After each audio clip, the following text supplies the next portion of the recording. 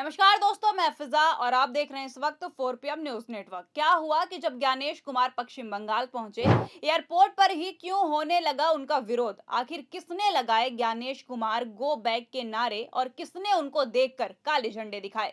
इस समय सबकी नजर पश्चिम बंगाल के चुनाव पर टिकी हुई है। चुनावी मौसम में पूरा बीजेपी कुनबा ममता को हराने के लिए मैदान में उतर चुका है। देश के प्रधानमंत्री, केंद्रीय मंत्री समेत देश के तमाम नेता पश्चिम बंगाल का दौरा कर रहे हैं। लेकिन अब ऐसा लगता है कि जैसे बीजेपी ने अपना सबसे बड़ा स्टार प्रचारण मैदान में उतार दिया है।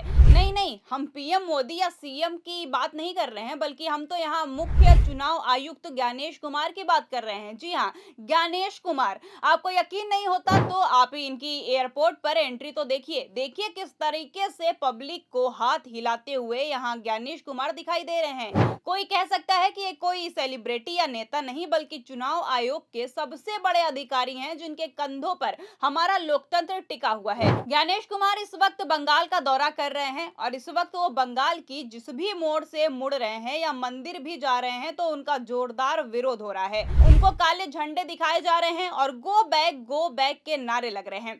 तो आखिर कैसे ज्ञानेश कुमार का पश्चिम बंगाल का पूरा दौरा विवादों में घिर गया है, बताएंगे आपको इस रिपोर्ट में। दोस्तों, 3 फरवरी 1928 को जब सर जॉन साइमन के नेतृत्व में साइमन कमीशन बॉम्बे पहुंचा था, तब साइमन गो बैक के नारे लगे थे। और एक आज का दिन है जब आजाद भारत के मुख्य चुनाव आयुक्त ज्ञानेश कुमार जब पश्चिम बंगाल चुनाव से पहले चुनाव की तैयारियों का रिव्यू करने कोलकाता पहुंचे, तो उनके खिलाफ भी कुछ इसी तरह के नारे लगाए गए।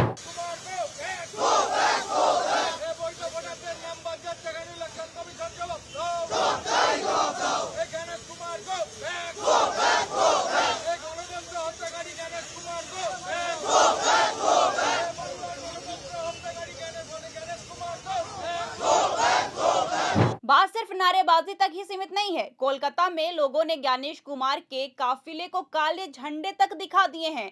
भारी हंगामा भी हुआ।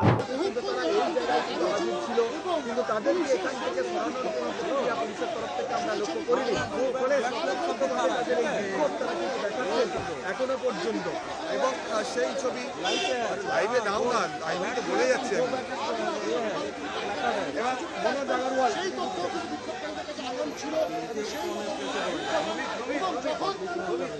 आपको बता दें कि मुख्य चुनाव आयुक्त ज्ञानेश कुमार रविवार शाम को पश्चिम बंगाल विधानसभा चुनाव की तैयारियों का रिव्यू करने कोलकाता पहुंचे थे, जहां स्थानीय लोग न्यू टाउन में एक प्राइवेट होटल के सामने इकट्ठा हुए। उन्होंने go back Gyanesh Kumar democracy के हत्यारे लिखी टी शर्ट पहनी थी।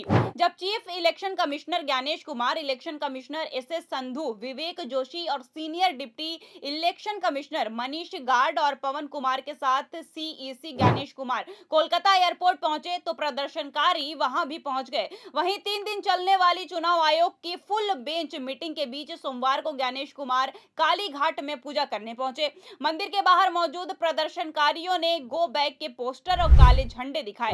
आज सत्ता की आंखों में आंखें डालकर पत्रकारिता करना मुश्किल हो गया है। हम पर मुकदमे से लेकर चैनल को बंद करने तक का दबाव बनाया जा रहा है।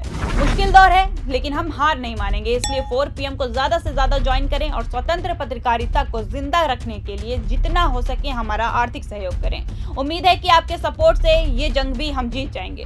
अब देखिए, एक तरफ जहां ज्ञानेश कुमार के खिलाफ जमकर विरोध प्रदर्शन हो रहा है, तो वहीं बीजेपी के एक डेलीगेशन ने इलेक्शन कमीशन ऑफ इंडिया की फुल बेंच से मुलाकात की है और मांग की है कि 2026 का पश्चिम बंगाल असेंबली चुनाव 3 फेज में ही कराया जाएगा।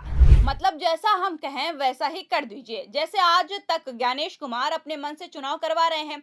अब देखिए, वैसे तो chief election commissioner Gyanesh Kumar, election commissioner S Sandhu और विवेक जोशी मान्यता प्राप्त नेशनल और स्टेट पार्टियों के डेलीगेशन से मिल रहे हैं, ताकि चुनाव कराने के बारे में उनकी चिंताओं और सुझाव को सुझा सके। लेकिन इनका दौरा किसी चुनावी पार्टी के दौरे से कम नहीं लग रहा है। जहां जहां ये दल जा रहा है, कैमरे इनको कैद कर रहे हैं। साथ ही साथ विरोध प्रदर्शन प्रदर्शन, नारेबाजी भी हो रही है।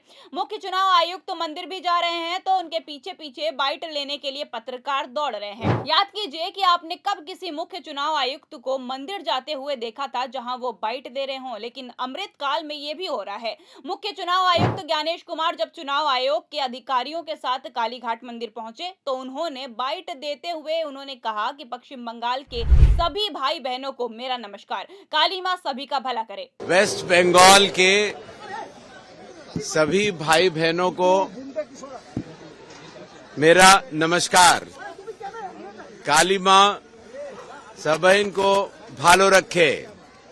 जय भारत, जय हिंद। अब देखिए, एसआईआर कराने के बाद से पश्चिम बंगाल की जनता में उबाल देखने को मिल रहा है। याद कीजिए, एसआईआर कराने के दौरान जिस तरीके से लोगों के नाम काटे गए थे और लोगों को अव्यवस्थाओं का सामना करना पड़ा था, यहां तक कि बीएलओज पर जिस तरीके से दबाव बनाया गया था, जिससे कई बीएलओज ने अपनी जान तक गंवा दी।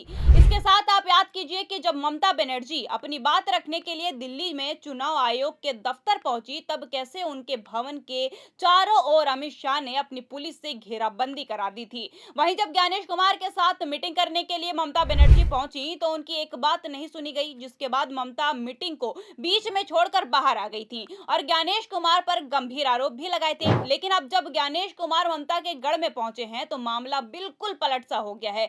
ऐसा लगता है कि लोगों का गुस्सा उसको लेकर अभी तक शांत नहीं हुआ है। बंगाल के लोगों का चुनाव आयोग से भरोसा टूटता दिखाई दे रहा है।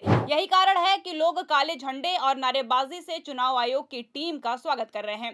गोदी मीडिया पर इन लोगों की टीएमसी कार्यकर्ताओं का प्रदर्शन बताया जा रहा है, लेकिन इनमें काफी ऐसे लोग हैं जो यहाँ के स्थानीय हैं और उनका किसी पार्टी से कोई लेना देना नहीं है।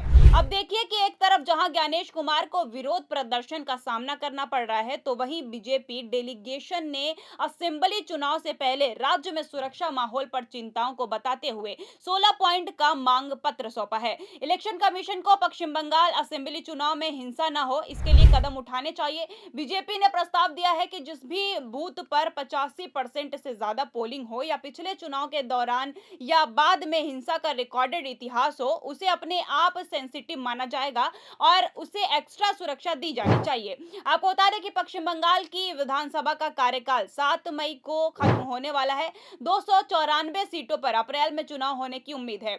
2021 में टीएमसी ने 215 सीटें जीतकर सरकार बनाई थी और ममता बनर्जी मुख्यमंत्री चुनी गई थी। कुल मिलाकर पश्चिम बंगाल में मुख्य चुनाव आयुक्त ज्ञानेश कुमार का ये दौरा अब सिर्फ एक प्रशासनिक दौरा नहीं रह गया, बल्कि ये अपने आप में एक बड़ा राजनीतिक विवाद बन चुका है। जिस तरह से कोलकाता एयरपोर्ट से लेकर कालीघाट मंदिर तक उनके खिलाफ काले झंडे दिखाए गए हैं और गो बैक के नारे लगे हैं, उसने ये साफ संकेत दे दिया है कि राज्य में चुनाव से पहले माहौल बेहद गर्म हो चुका है।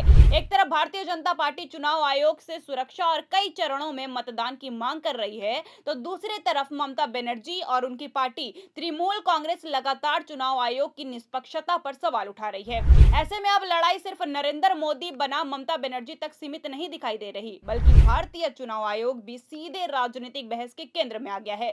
आने वाले दिनों में जब चुनाव की तारीखों का ऐलान होगा, तब ये देखना और भी दिलचस्प होगा कि जनता का गुस्सा शांत होता है या फिर चुनावी मैदान में यह विवाद और बड़ा रूप ले लेता है। फिलहाल के लिए इतना तो तय है कि पश्चिम बंगाल का चुनाव इस बार बेहद गर्म और हाई वोल्टेज वाला होने वाला है। इस पूरे मामले को लेकर आप क्या सोचते हैं, इस पर आपकी क्या राय है, हमें कमेंट में जरूर बताइए। अगर वीडियो पसंद आई हो तो लाइक और शेयर जरूर करें और अगर आपने अभी तक हमारे चैनल को सब्सक्राइब नहीं किया है तो कर लीजिए और जुड़े रहिए 4PM न्यूज नेटवर्क के साथ। धन्यवाद।